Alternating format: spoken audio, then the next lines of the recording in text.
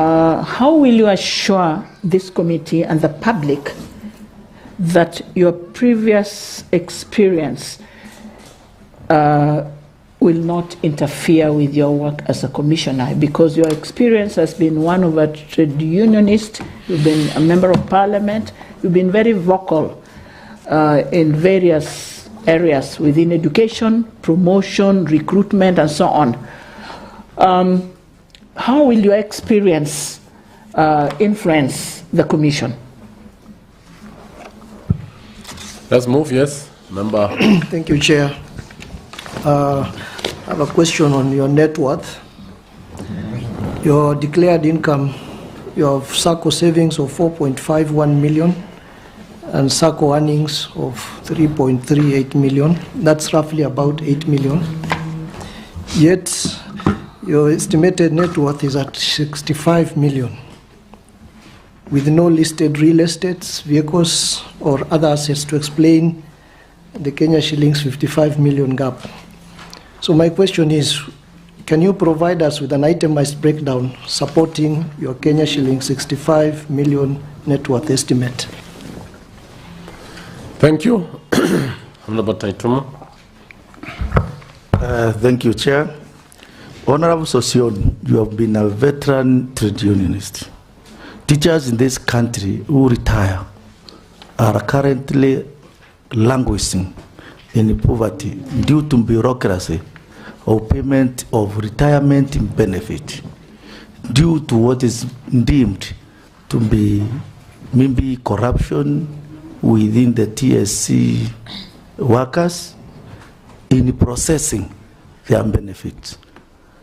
If this committee approves you, what will you do to make sure that there's smooth transition after the teachers forward their document before retirement, so that when they retire, they get their money within the prescribed time without any delay? As Member for Narok. Thank you, Chair. Chair, my question to Honorable Sossion, and sorry, before even I ask any question, I want to congratulate him for coming this far, for being nominated as a nominee to be a commissioner. Secondly, Chair, Honorable Sossion has been an advocate of the teachers for a long time and is known in this country for that. Chair, my question is, what reforms would you propose to strengthen the recruitment, promotion of teachers so that we have deployment of teachers in ASAL areas? Should we review the criteria of recruitment of teachers in this country to enhance recruitment of teachers in ASAL areas so that these children get enough teachers? Thank you, Chair. Thank you. Member for... Honorable Sossion, if you are successful in this process, looking into the next decade, what would you consider the greatest opportunities and challenges facing the teaching profession in Kenya? And what strategies or reforms do you think the Commission should begin to implement now, especially in line with, to prepare teachers for the emerging technologies and including artificial intelligence? And also, what reforms do you think would be necessary to attract, develop, retain high-quality teachers in Kenya? Thank you.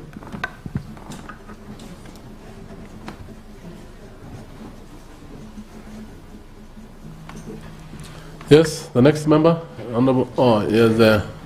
Or you don't. If you don't have a question, no problem. Kombe. Harrison. Thank you, Chair.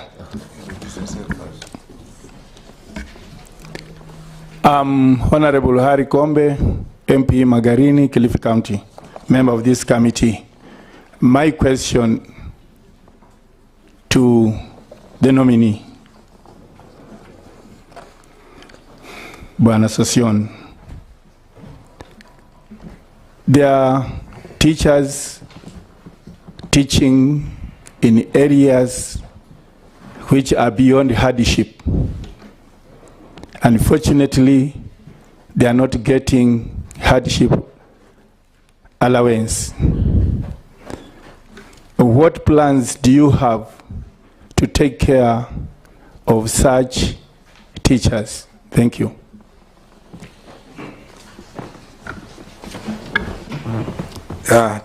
Thank you, Chair. Honorable Sossion, you are on record, not once, not twice, severally, on having very strong position on the management of discipline of teachers. I would like to know from you, if you become a commissioner,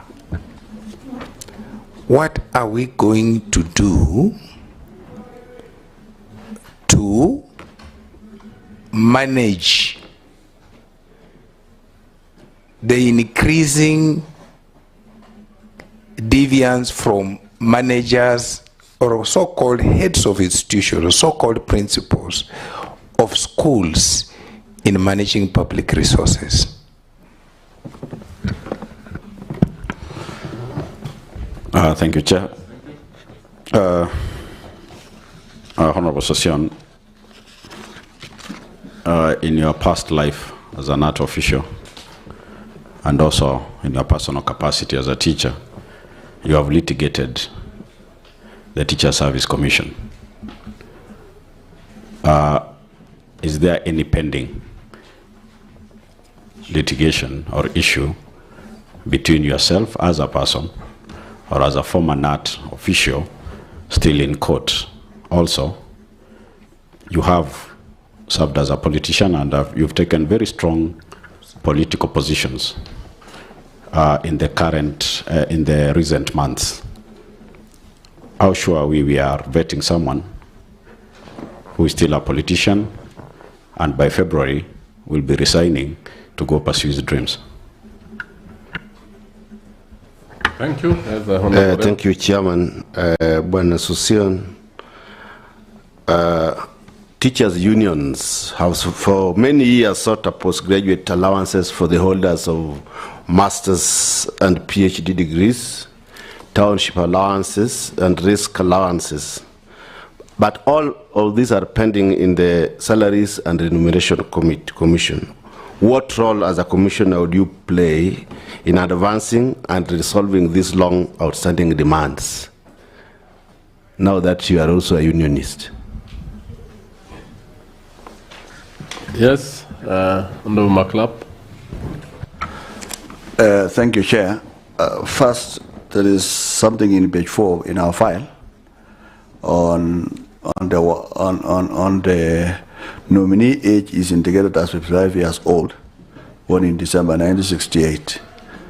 My mathematics tells me 55 is not born 1968. If you look at this, I think that should be corrected, because 1968 and it is saying 55 years. So my question, Chair, is that Are you pointing out an error? Yeah, I'm pointing something. You're pointing out an error? Yeah, I'm pointing out. That is on which page? In this file, page 4.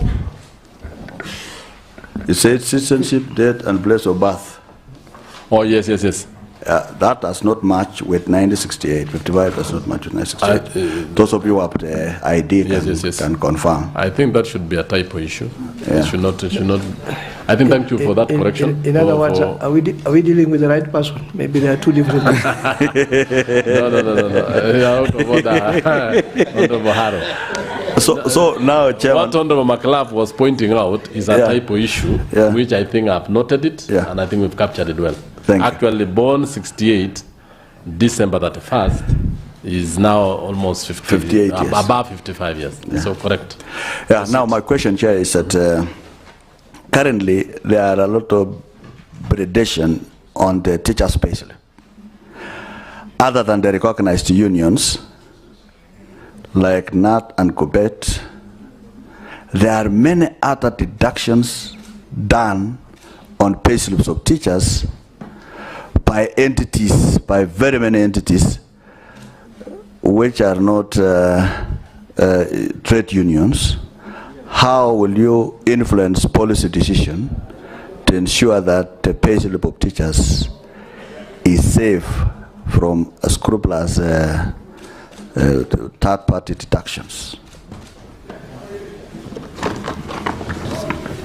Thank you. I am the chair now. Honorable Sossion, you can proceed.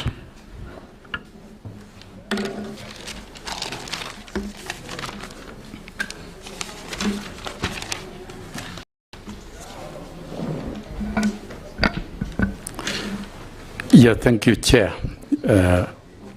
Those are very many questions, but extremely genuine, and I'll try my best to answer in the most honest manner possible. Yeah, the question from Honorable Cherusha that highlight 3 strategic objectives that I will engage in during the first 1 year. Mr. Chair, I wish to state that Teacher Service Commission has got a strategic plan that is well negotiated, well thought out. It is even aligned to the National Plan Vision 2030 with the 3 pillars of the social, political, and economic. And I am not going to create new strategic objectives that will conflict with the organization. The organization is already meticulously structured with 3 strategic goals. That is, 1, to ensure that Kenya delivers quality teaching and implementation of the curriculum. I will live within that spirit and that commitment and ensure that truly, as a country, we register quality education outcomes. And Mr. Chair, I wish to state that Kenya for a long time has been #1 in Africa in global competitiveness in terms of delivery of quality teaching. And I think we should be able to get back. We are already beyond number 10. And I think it is one item that we'll need to focus on very strongly, particularly when we are thinking of taking the country to the first world. That will be a core duty that all schools in the country, all learning institutions, both public and private, delivers quality education outcome. Number 2 is to strengthen service delivery within the teaching service and to re-engineer the operations of the Commission and promote innovativeness so that we have an efficient service delivery line to the teachers and support system to our teachers, because we cannot have teachers who are not well supported, well recognized, and motivated to be able to deliver on our education outcome. Within the strategic plan also is aspect of strengthening the capacity of the Commission to be able to strengthen governance of teachers. Well-governed teachers, well-supported teachers will definitely give us quality education outcomes. Mr. Sossion, I want to ask that because of time, I'll want you to be pointed. Let me precise for Honorable Mbaka. But one thing I want to take you back. One of the items that motivates teachers is promotion. It's a very important thing. This committee has really been moving year in out to promote teachers. But that aspect has been riddled with corruption, with improper processes of promotion. At times you get a teacher who has been fast-tracked. Let me use that word.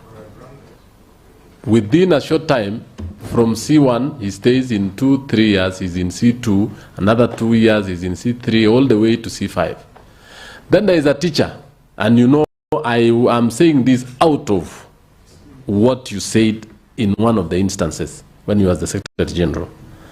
Certain teachers have stagnated, they have been forgotten, and they have been roughshod. And they are left in one job group for a record 10 years. 11 years. What plan do you have? That is why on the third strategic objective, institutional capacity and governance. Governance means weeding out corruption. Governance means respecting merit. Governance means respecting the statutes, the code of regulations as it is outlined. It is clear you cannot move to a new grade unless you work for 3 years in a particular promotion or grades. Governance means weeding out corruption so that there is fairness and merit, that teachers are so assured that within a given time you fairly earn your promotion. So I think when we ensure that there is fair governance, that weeds out elements of corruption, favoritism, nepotism, I think it is the right thing that will happen, and that should be done, because that is contained within the strategic objectives. Mr. Chairman, on question from Honorable Mbaka, how sure that my previous experience will not interfere with my work? I wish to say consciously, the work I did was to support the commission so that it can support teachers. In 2011, I advocated for employment of teachers on permanent and pensionable terms. And I did engage in negotiating with the Treasury for money for that. And it did happen. And I think that is a positive contribution to the employer, because we were able to avail 2.4 billion and a further 1.4 billion for annual recruitment, and that work has gone on. I think that is a positive contribution. I have argued for better salaries for teachers, because if you look at the vision of TSC, is that we must retain the most motivated, ethical, and globally competitive teachers. That includes also decent pay. It is a global program, and I think Kenya has done very well to pay teachers and review teacher salaries over time. It is what I argued for on the other side. And we agreed with the government. We signed agreements. So really, I was not pulling down the commission, but I was building the commission, and including even going to the lengths of negotiating on behalf of the commission. So, Sossion, you know one thing I want you to note. Yes, you argued on the other side. Now you are in the if these members will, the process will approve you. Will you still be continuing with that particular stint you had? Just one question only. From the other side, I was advocating. Yes. At the employer side, yes, it is implementing. So I will seek to continue implementing the policies that are agreed within the commission that benefits the teachers of Kenya. Nothing much changes. I am not going to be a disruptor within, when you are the policy implementer. Yes, let's hear Honorable Nabi. Sossion, you are being guarded. On the other side, you are on the negotiating table for the teachers. On this side, you will be on the negotiating table from the past side, from government. The issue we are asking, and which you need to come out very clearly, won't you be an insider of the unionists when you are supposed to be helping TSC and government to negotiate? Just be Mr. Chairman, I'll be very straight. Mm-hmm. I am sure I'll take an oath of office once I'm approved. So, and I am sure the commission and the government, as it is at the moment compared to many countries, is pro-teachers in terms of work. So I will defend the commission, and I will do that which is necessary in terms of promoting constructive engagements with the social partners. So I think, as I've stated earlier on, I will commit myself to ensure that the commission is administered within the policies and within the decisions that are taken. I'm very strong in decisions. I'm not going to betray the commission, neither am I going to betray the teachers of Kenya, because whatever is agreed upon benefits teachers. And I think that is the spirit I'll carry to the commission. I don't think the commission is at war with teachers. I think it is well said. Proceed. Yeah. When my work earnings, the calculations that have been made, I think I'll still, what was not included are things to do with my own house here and at home, that is, which are valued at around 40 million. That will be corrected, and land, which valued around 15 million, and savings in my SACCOs and my car. If you do that mathematics, it comes up to 65 million. So I think I should be able to correct that one. Not correct, but to ensure that that information is with you. And then the Honorable Taitumu. So for record, you'll just give us those tabulations. Yes. Yes. Proceed to the next one. Yes. Chairman. And then. Chairman. Yes. You know, when you are posed with a question of what is your net worth, is your gross worth less liabilities? That is the net worth of a person. It's not just a gross of land. After saying that, you deduct what is what you owe you. Yeah. And so that you get accurately, your net worth. And accurately, he has given us the direction. Accurately, Honorable Makilap, that is what my accountant did properly. My net worth, excluding liabilities, I don't have any running loan, is actually at 65 million shillings. Yeah, but modest. Not the. It's not gross. Yes, I'm saying not those things you need to supply. Yes. Agreed. Proceed, yes. Yeah. Then Honorable Taitumu, on retired teachers, what shall I do to hasten the pension? The pension conversation has been a big issue in Kenya.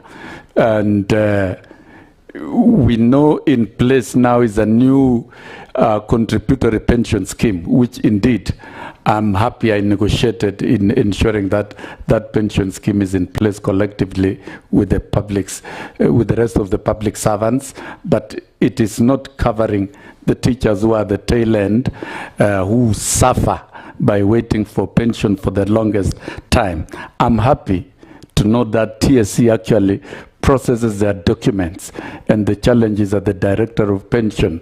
And so for me, my concern and what I will do is to continue advocating for the director of pension to promptly release the pension to teachers.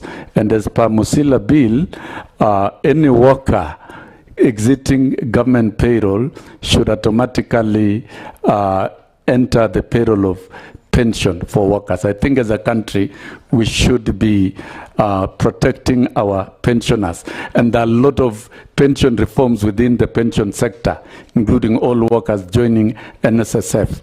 And I think as a country, we've got a good ecosystem addressing pension, but then teachers must be promptly paid their pension. It's not a difficult thing. The Honorable MP for Narok, Sankei, Honorable Sankei. Chairman, on that. Honorable Taitumu, yes. Yeah, Chair, what I wanted to know from Honorable Sossion is that there is a lot of bureaucracy. Before the tabulation is done and get concluded from the TSC to translate to the Treasury, files delay, others get lost. What are you going to do to streamline that sector to make sure that as soon as documents are received, tabulation is efficiently done so that the teachers, their files and other documents can be translated to Treasury for onward payment? Yeah, orders, Sossion. One, there, you know, this vetting process is online. It is live. There is a viewer who has just given me a question. He retired 3 years ago. he's still waiting for his pension. Every time he asks the commission tells him, we are in the process. He takes them to the pensions department in the National Treasury, it is still in process. The question Taitumu is asking, similarly to this Kenyan who is watching us, is saying, what are you doing to make sure that he gets pension instantly he retires? You are going into a new office. Just be patient. This is a very serious issue. And we want you to be a problem solver, Commissioner. What are you going to make sure that immediately retires, the next month he gets his pension? Yes. I have quoted the Pension Act, which is very clear about transiting workers when they exit the payroll to the pension. Mr. Chairman, I agree that the administrative lapses, and this points out to the question of governance and efficiency. And if we are to discuss even extensive what other nations do in terms of preparing their workers for their pension, training, including even training teachers who are about to retire to prepare for their retirement, prompt payment of pension is a provision in our law. And Mr. Chairman, it is not good for a country to make very good laws and then we fail to enforce. I think, for me, it is not negotiable.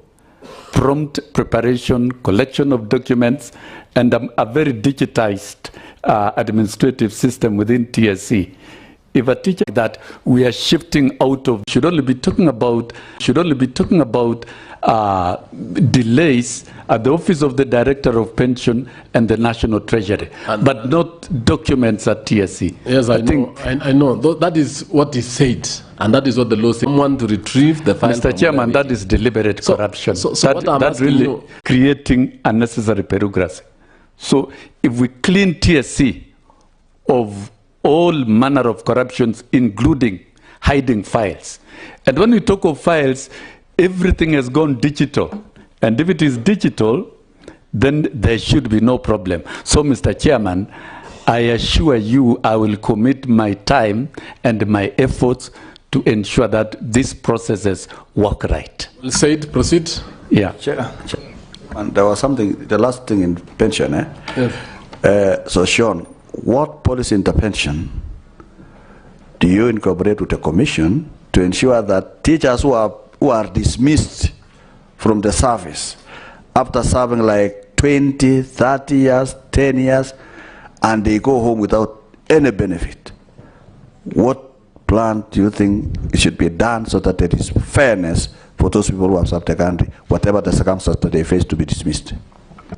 And I think that's a supplementary question on the same, on the pension. The Employment and Labor Relations Court ruled in 2018 that such teachers are still entitled to benefits for the period they work, particularly service gratuity. So for me, I'll ensure the employer complies with the law. We lose nothing by complying with the law and recognizing the services that these teachers rendered to the country. And reforms to strengthen recruitment of teachers in ASAL areas. Kenya does not operate in isolation. We operate within global commitments, particularly those of UNESCO. And UNESCO recommendations in terms of teachers training and supply requires that all communities must have teachers created from school leavers within those communities. It is a global commitment. It is a practice. Education is goes on in a cultural, local linguistic context. And I think Kenya has done very well in the past. If you look at teacher recruitment, particularly for primary, it is done at the zones. and it speaks to gender, both male and female.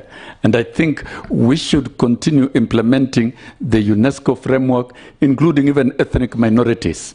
While I was working at EI, I was the president EI Africa, I was privileged to work on a policy for governments and member states to ensure that ethnic minorities also have their own teachers, including even head teachers. So I think that's a policy that has been done very well in Kenya, and the delivery of education equitably will demand that all communities must have teachers. It is a policy, and I think teachers have been trained very well in Kenya. I'll ensure that that policy goes on. It should not be thrown under the table. It should be protected and sustained for as long as we exist as a country. Keep time. And on opportunities and challenges that we have within the teaching service from Hon Emase, and in terms of training of teachers and the reforms to attract and retain quality teachers in Kenya, it is very clear that through UNESCO that countries and governments must struggle to make teaching profession the first. That is number one. Attract the best students to join teaching. And if you look at Korea, Mr. Chairman, for example, the top students join teaching, and 57% of parents would like their students to join teaching. Even as we aspire to go to Singapore, we must make the teaching profession noble in this country, attractive and the first profession. We applaud you for that. We applaud you for that. Actually, that is it. And so, Chair, I think pick the weak people to nurture society. And that is something which this country at times fail. We get the best to nurture the country so that you finally pick the best from the best who have done the nurturing. Yes. That is a very good direction. And I think practically when we looked at Korea... So proceed because of time. Yes, yes. Said it well. Well said. And particularly when you look at Korea, the education is strongly STEM, and their teachers are the topmost from their best. And I think we can do that as a country. Are teachers. Yeah, the A students are teachers. And so they must be properly recruited, well remunerated and well supported. Chair, you doubt that? Chair, let's not speak to the gallery here. Yes. Chair. You're out of order, Honorable Kisairo. You must withdraw. We are not speking to the gallery. Okay, I've withdrawn, Chair. Then let us not speak to Excite. Chair, yes. What I'm saying is, how is the nominee for commissioner going to give direction on how universities admit students? Because universities are the ones preparing the teachers. I've raised this issue before. How are you going to say A students to go do education, whereas we know they pay over teacher? Let us be factual here. I am not saying I am going to impose and it is done automatically, instantly. This is a persuasive process. We look at what other countries have done. Why did we visit Korea in 2015 with the Minister for Education here in Kenya and discussed the teacher recruitment and training policy all over the world? And we visited Korean schools. We saw what they do and the policies that they have in place. In Kenya, we have done our best. If you look at it, Mheshimiwa, there were times in Kenya when untrained persons could teach in the classroom. But now it's no longer possible. You must be a trained teacher. That is progress. And I think going into the future, the conversation about recruiting the best students in our school system to teaching is a positive one. The link between TSC and training institutions is provided in the Constitution. That one of the role of TSC is to advise the national government, engage in universities and with universities on conversation of minimum requirements on recruitment of teachers. Well said, so I think that is a fact that we cannot throw it under the table. It is collective. It is not a divisive political issue. Honorable Sossion, I want to guide you. When you see the chair as mic is on, yours should be off. And two, you need to actually have short of words. You know, you have just become very word. Yes, that's what you have done. But we want you to finish it faster. Yes. Thank you. Hon Harrison Kompe, about the hardship areas. The hardship areas are properly negotiated and gazetted in the Code of Regulations. But if there is need to further review, and particularly there is a category of extreme hardship areas, and that is more administrative with TSC and with the relevant institutions, including SRC. There is no need to disadvantage a region that is geographically and gazetted as a hardship area and teachers are not paid. So this is not a difficult thing. It is easy. The gazetted areas are contained in the Code of Regulations. Honorable Nabuera, management of discipline of teachers, particularly principals, and what are we going to do to tame the probably growing mismanagement in terms of resources? Mr. Chairman, school audit is a mandatory practice. All schools must be audited, particularly when funds are being released, provided for by government and parents. All public money must be accounted for. And I will advocate for continuous auditing of schools so that vices of misuse of resources can be arrested. There is also need to strengthen the quality assurance of schools so that we protect the best practices in terms of administration and management, and try to completely eliminate any form of abuse of resources within our schools. We already have laws and we have frameworks to implement that. Yes, yes. Hold on. Yes. Chair, before Honorable Sossion goes to the issue of quality assurance, Chair, this issue of principles, you know, you've been asked about issues of audit. And for the first time, the principals are going to appear before the Public Investment Committee on the issue of audits of schools. How are you going to strengthen the relationship between the ministry and yourselves at TSC to ensure that these teachers are accountable to public funds? Because, you know, look at the issue of certificates. A directive was issued that all principals must release KCSE certificates to the students. But up to date, there are some students who have been denied the right to get their certificates even after sitting for examination. So that means there is a mislink between the ministry and TSC. How are you going to ensure that these policies are adhered to? Thank you. No, the Constitution of Kenya created TSC as an independent commission and created county and national. But one overriding principle is that all government institutions must collaborate. I am aware of an amendment to the TSC Act so that then principals can be given agency responsibilities by the ministry. I strongly support that move. Every citizen and every worker must be accountable to every cent. But Mr. Sossion, do you want us to go and legislate every aspect of life in this country? Teacher Service Commission is a government independent commission. There is a directive about a head teacher by the ministry to release certificates. Certificates are funded, paid for by the government of Kenya. They are not paid for by the schools. Do you want us to make a law to that effect? We are asking you, if this committee approves you today, what are you going to do in one sentence to make sure that certificates are released by your teachers? Because you are the employer of teachers now. We'll take you to the commission if we approve you.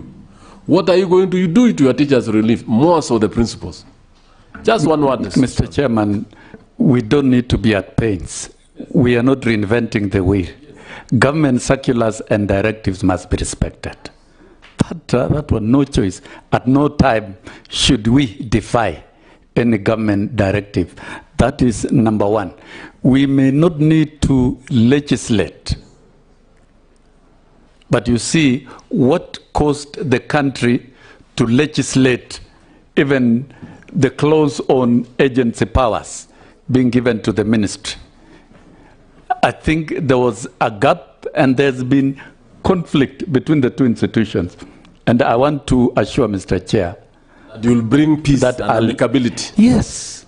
Yes. Just say it very clearly. So yes. Move on. Yes. And I promise the country that there will never be war between TSC and ministry. I'll ensure that both are working together to the point that the country may not need even additional laws to enforce certain things. Proceed. There has to be cooperation within the center. Proceed. And that is within the core values of working together as a team within the strategic plan of TSC. Honorable Gezairo, whether I have pending litigation with TSC, the many litigations I had with TSC were not personal. It was between the trade union that I represented and TSC. And some of it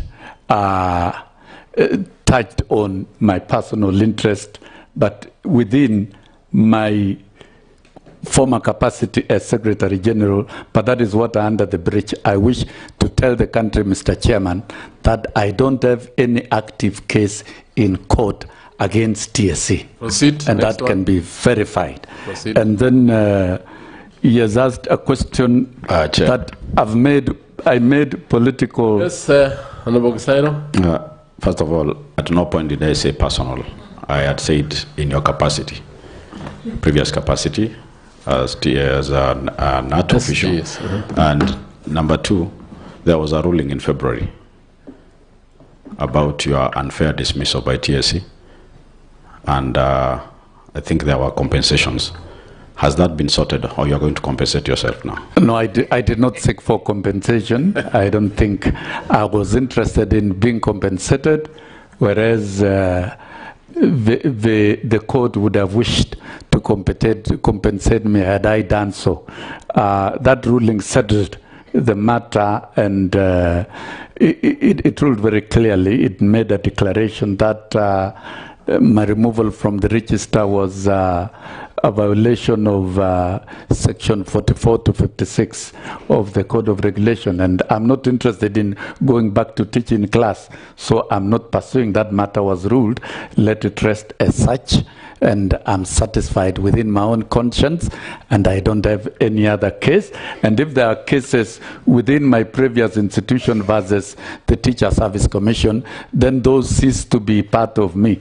They become cases between the institutions and TSC, and I'm aware the institution that I served have since negotiated and settled those particular matters, so it's not an item of interest.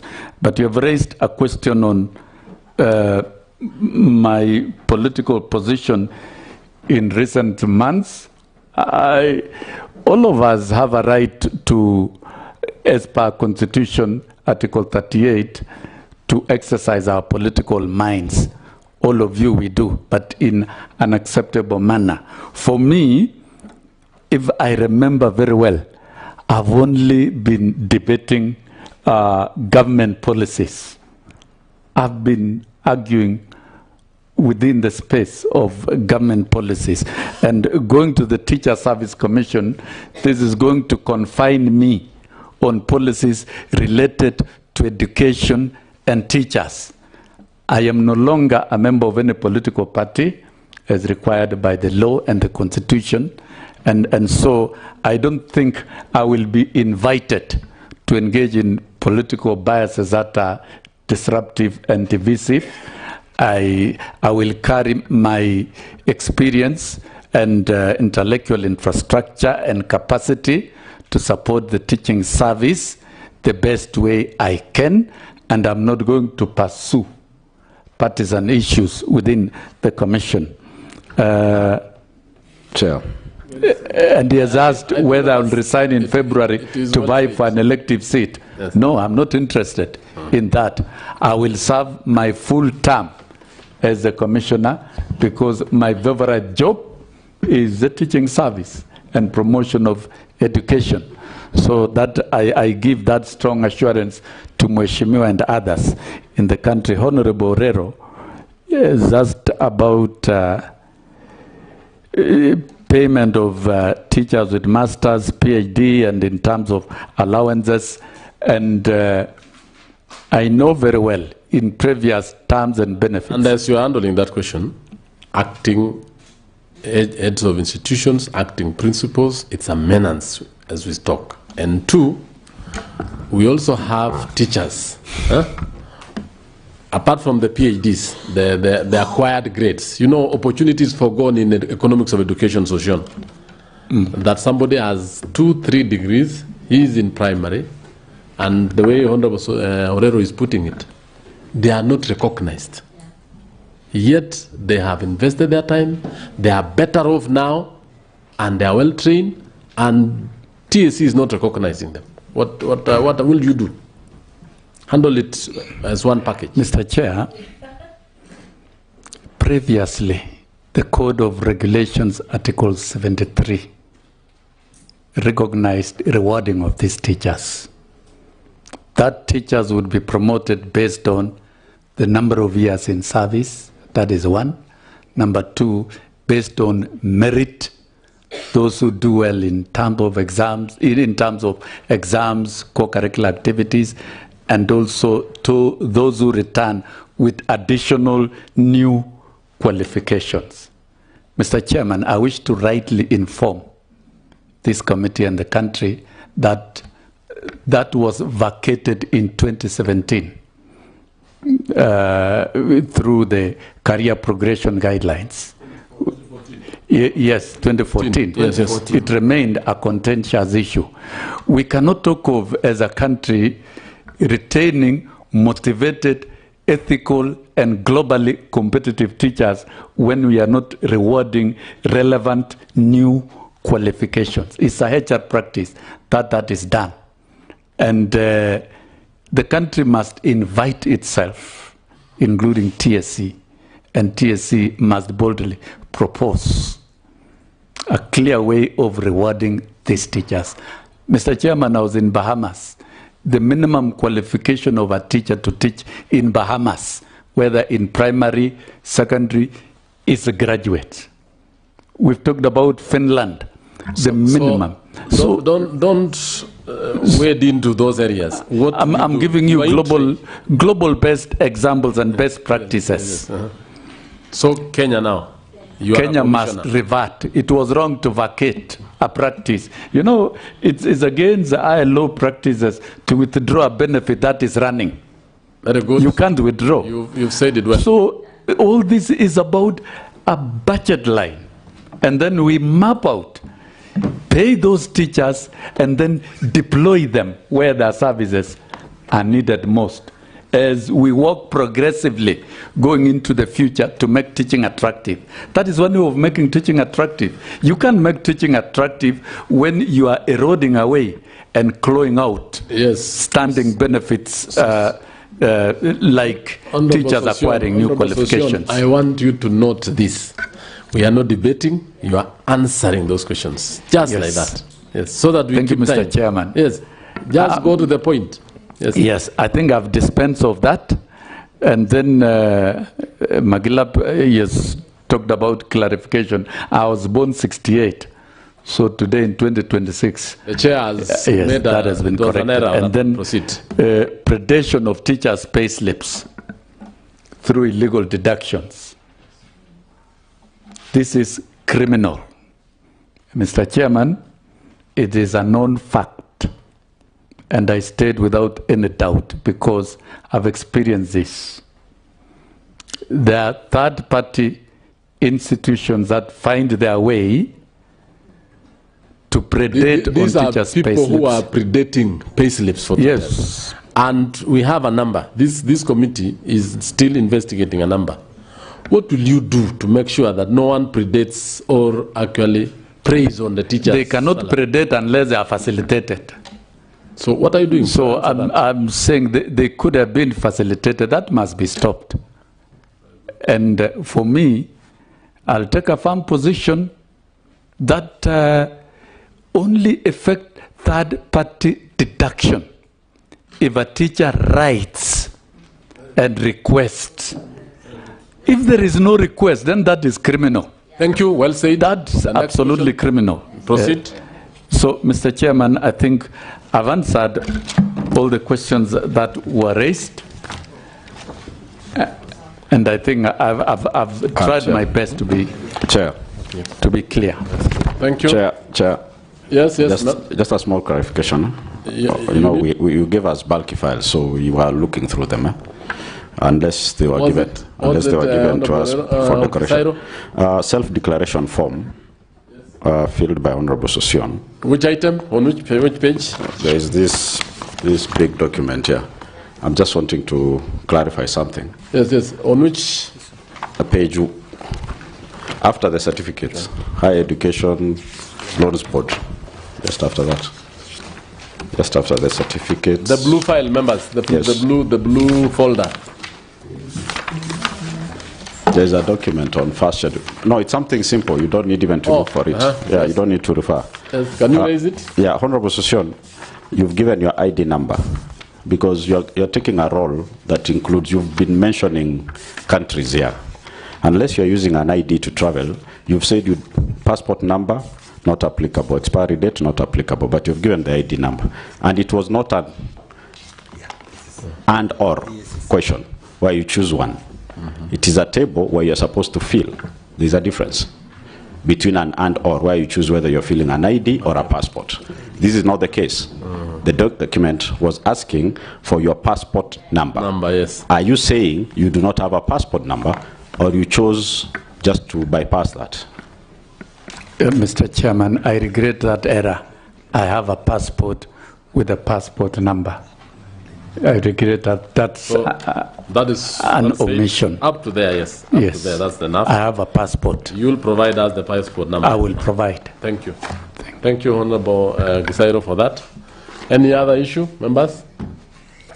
So I hope you've noted the items you need to provide. The clerk will ask you to. Otherwise, I think we are through. Honorable Sossion. There are a few online questions, which I think you've handled them. But one thing which keeps coming up is the issue of teachers with lower grade C-. They have done a degree, they have done a P1, and they are not employed by the Teacher Service Commission, all the way to PhD. 2, we have the issue of I think you've handled acting teachers. Yes. Can you say something about that? Add. Yes. You want to add something? May I add? Yes, you can add, and then we clear it. Yeah. Thank you, Chair. Some time back, there was a gentleman who had a D. He proceeded to a teacher's college. He did his exams, he passed, he was employed as a teacher. Then he left for some further studies.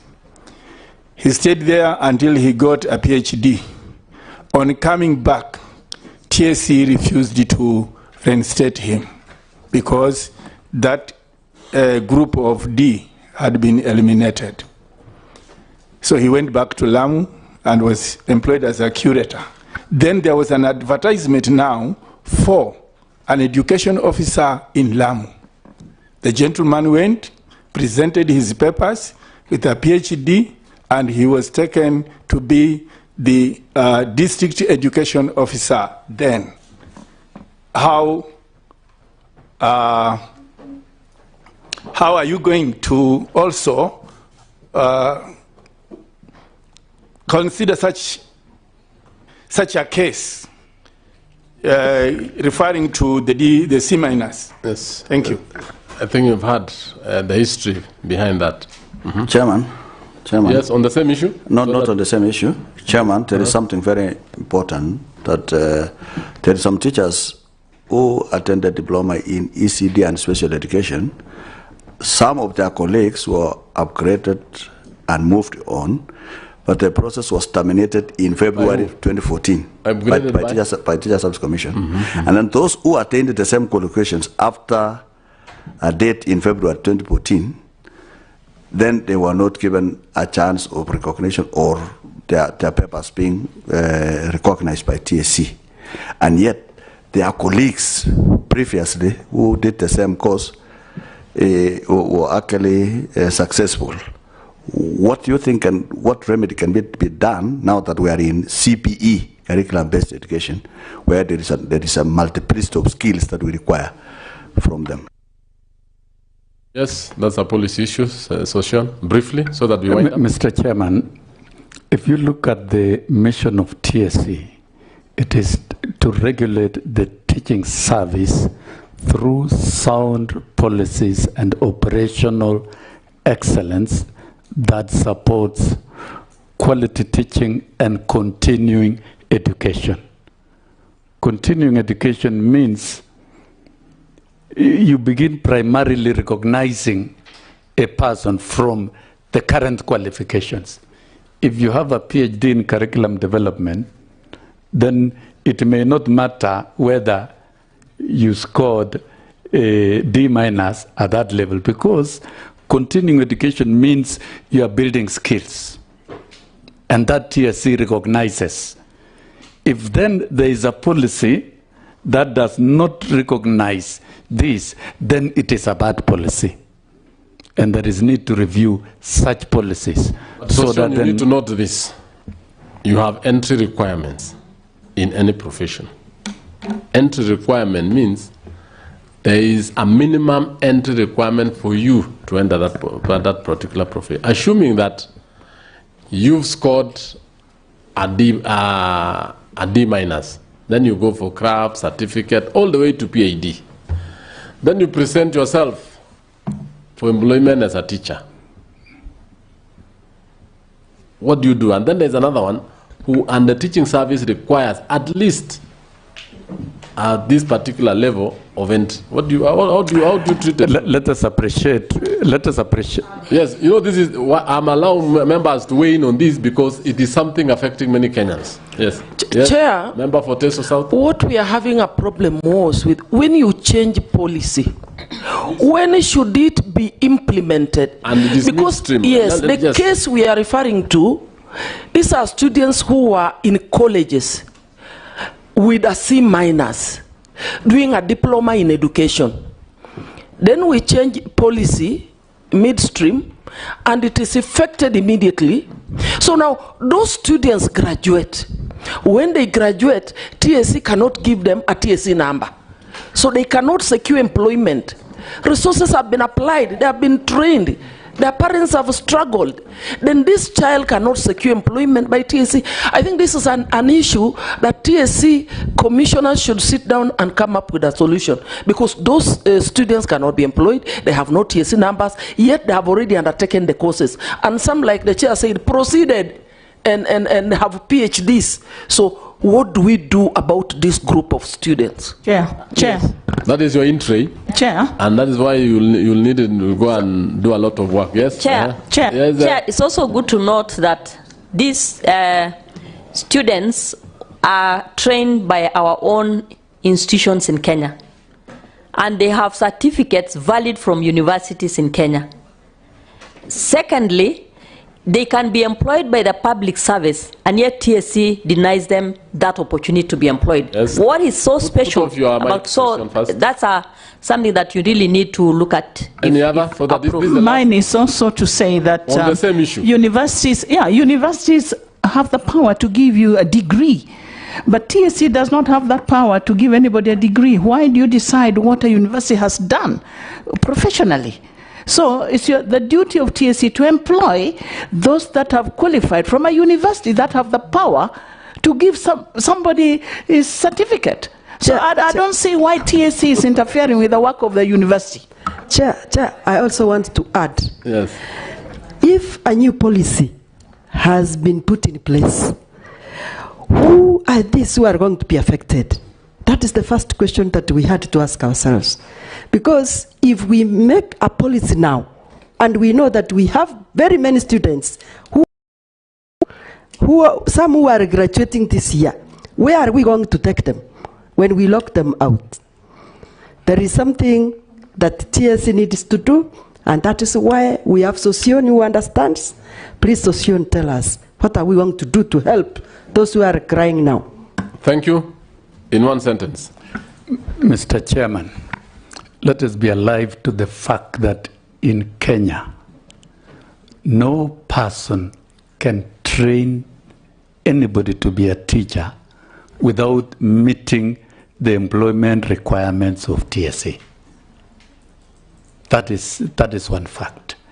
And if, you know, we have private universities, private colleges, they could have admitted and trained and graduated without agreeing with TSC. It's not allowed. They are supposed to be regulated. Yes. If you are a private university, they are chartered by CUE. Yes. If it is a private TTC, they are actually registered by the ministry. So Mr. Chairman, I don't think we need to create a disorganized situation within training and recruitment of teachers policy in Kenya. All persons who have been trained on the requirements set out by TSC should be employed. And nobody should be trained as a teacher if they don't meet those requirements. Very good, training. well put up to that. That is one. Number two, if a policy has been brought in to raise the minimum requirements of persons entering the teaching service, those who have trained should be protected and employed. I think even if when we come up with a new constitution, there are transitional clauses. And you know, you cannot bring in a new policy without protecting those who are affected. Mr. Chairman, I also wish to state, if you look at the teaching service, there was a time you had UTs and trained teachers. And then there were times we had P4 teachers, yes, but they were phased out. P3s, they were phased out. And now P1s have been phased out. So as we transit, we must protect rights of citizens who have trained. Yes. That is a fact. Yes, yes. There must be transitional protection of rights of the professionals who have trained in that particular field. And that is what was missing. If there is such a policy, then it is a bad policy. Then about teachers acting. Mr. Chairman, when we give TSC an independent and constitutional status, then services must be decentralized. Initially, for a long time, it was possible to appoint persons to administrative positions faster previously. It cannot be that we now have teachers in acting positions. So the process of appointments should be addressed so that it is prompt, and so that when a vacancy arises, a teacher with requisite qualifications is appointed immediately. So those are matters to do with the appointment policies and deployment within TSC. I think that's done, members. Thank you. Thank you, members. We are through. Thank you. Thank you. Honorable Sossion, we want to thank you so much for appearing before us. And more importantly, I just want to congratulate you for your nomination.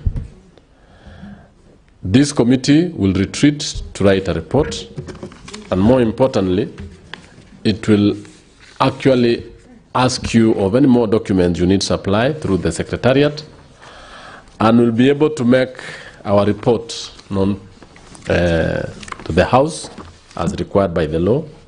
Otherwise, I want to say a lot of things.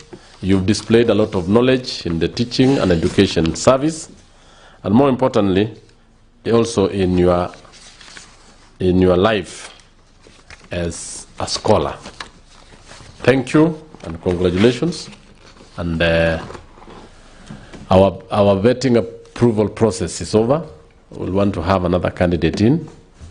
I want to thank the members for really going through, and we've done a very good job. If there is anything you want to tell us as a committee in one word, and then we just finish. Mr. Chairman, I want to thank you together with the committee for affording me this opportunity and for listening to me. And I promise that I'll continue working very hard to ensure that Kenya continues retaining the most motivated teachers and the most ethical teachers and the most globally competitive. Yes. I think that is not a mere statement. Thank you. If you approve me. Yes. If you approve me. Thank you. That is it. And yes. God bless so you. You need to note that. Yes.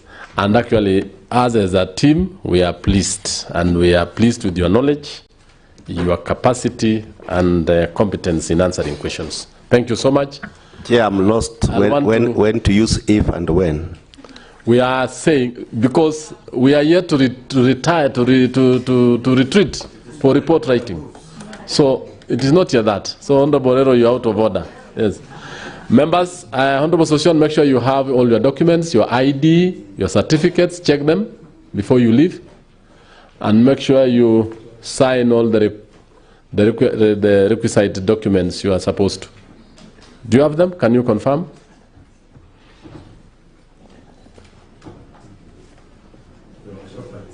Thank you.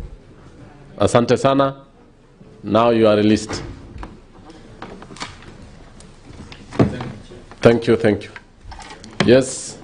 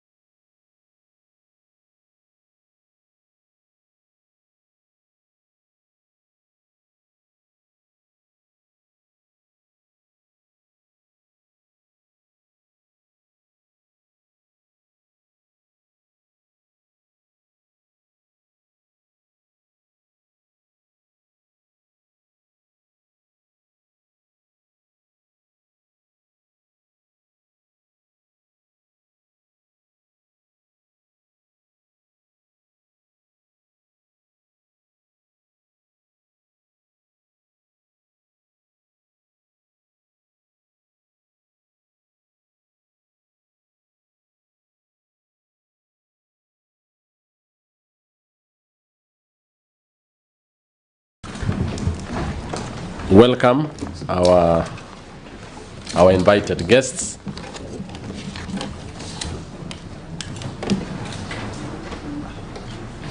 We are proceeding with the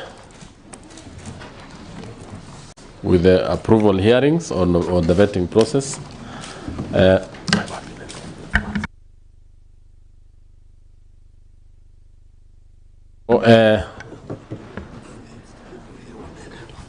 You are Antonina Lentoijoni.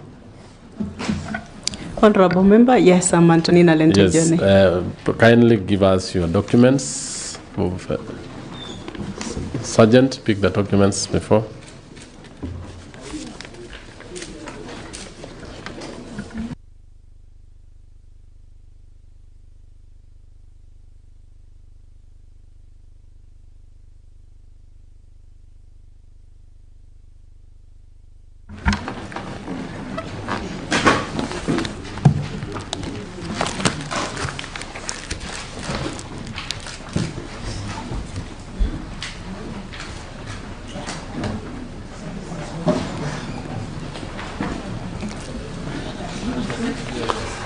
So members, I've actually using the documents, the ID number. The candidate before us is Lentoinjoni Antonina.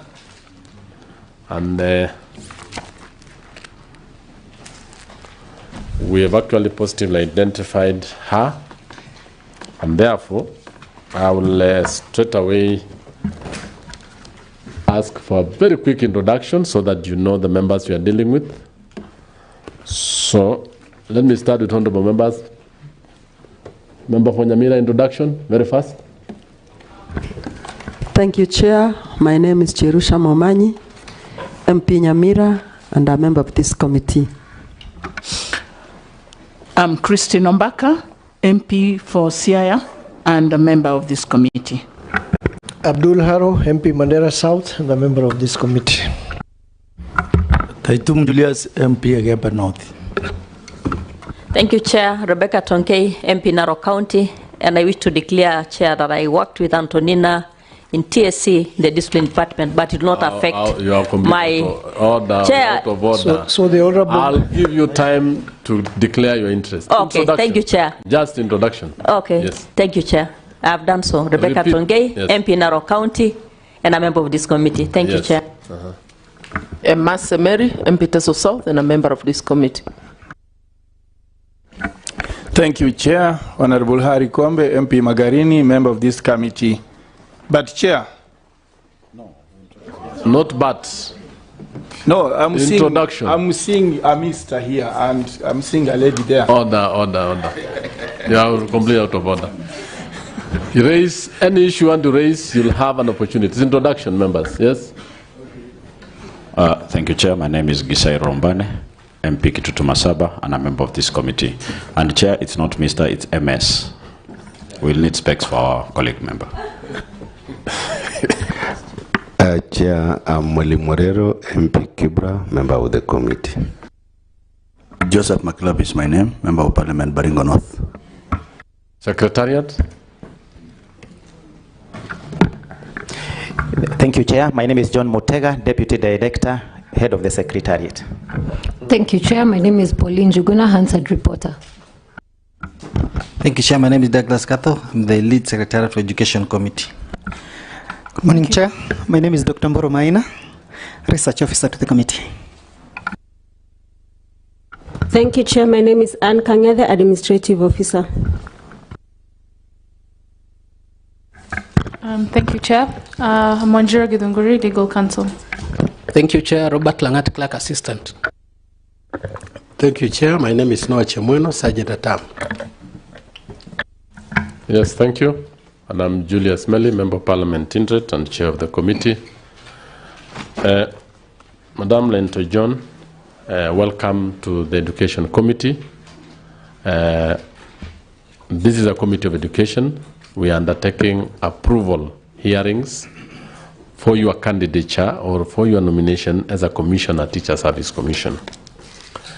This particular sitting, you are invited via letter dated 3rd August 2016, and in the letter, the Clerk of the National Assembly informed you that we were to have a vetting approval hearing session on 11th of August. That particular undertaking didn't take place because we had a court conservatory orders from a court in Kerugoya, which stopped this committee from proceeding.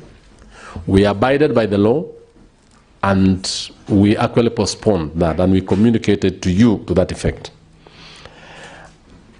A few days ago, we lifted the National Assembly managed to lift the conservatory orders, and we were allowed to proceed with the proceedings of the vetting process. So in the letter that you were given, we were told that we are going to have a sitting today. And this is actually an approval hearing sitting to actually look into your suitability as per the laws, especially the Appointments Approval Act of the National Assembly. And in that particular letter, the clerk asked you to make sure you have the following items, so 6 issues that you are supposed before you appear before this committee. You are to have a letter from the Ethics and Anti-Corruption Commission, the Kenya Revenue Authority, the Higher Education Loans Board, the Directorate of Criminal Investigation, Office of the Director of Public Prosecutions, Office of the Registrar of Political Parties, the Commission for University Education, and Credit Reference Bureau.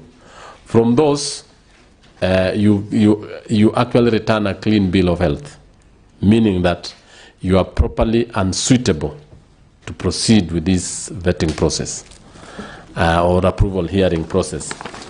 So in that case, therefore, I'll want to go straight now to usher you properly and within the law to start the vetting process. So I'll ask the legal officer to take you through the oath and the swearing in. Kindly do that.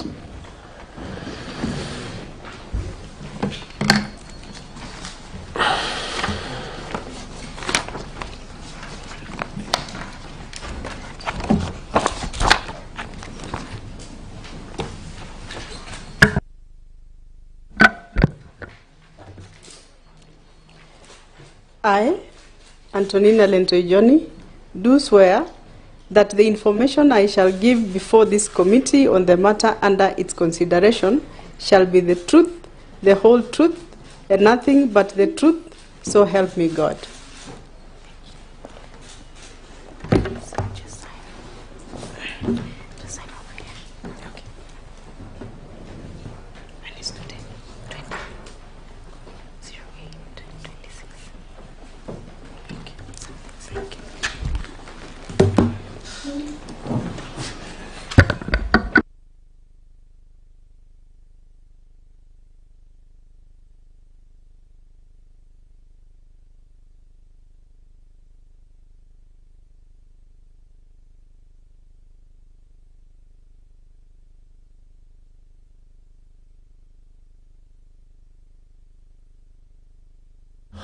Thank you, Madam Antonina. You are welcome. You are now probably for this committee. Members, before we go through, there was an altercation or an interruption by Honorable Member as per our Standing Orders 90, that if a member has or wishes to speak on any matter in which the member has a personal interest, shall first declare that interest, or 2, personal interest should includes pecuniary interests, propriety interests, personal relationships, business relationships, and all that.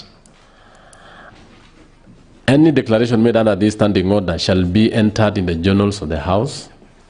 So I want to open the floor that if anyone has declared interests before we proceed, any amongst ourselves on the candidate.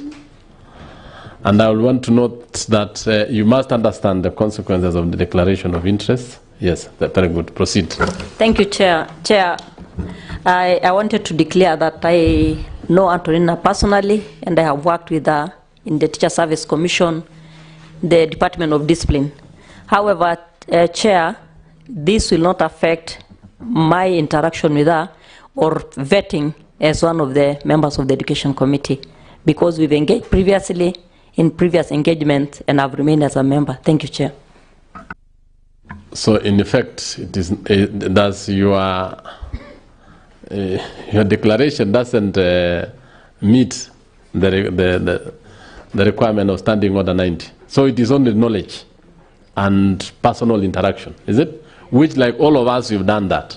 Majority of the members who are here, so it doesn't fall within the requirement of the Standing Order 90. So I therefore declare that you have no interest. Yes, you have no interest.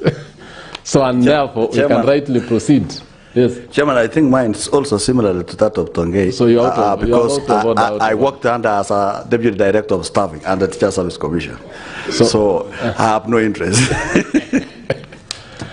So members, I think I had to do that because it is proper and within the vetting process or the approval hearing process that we actually declare.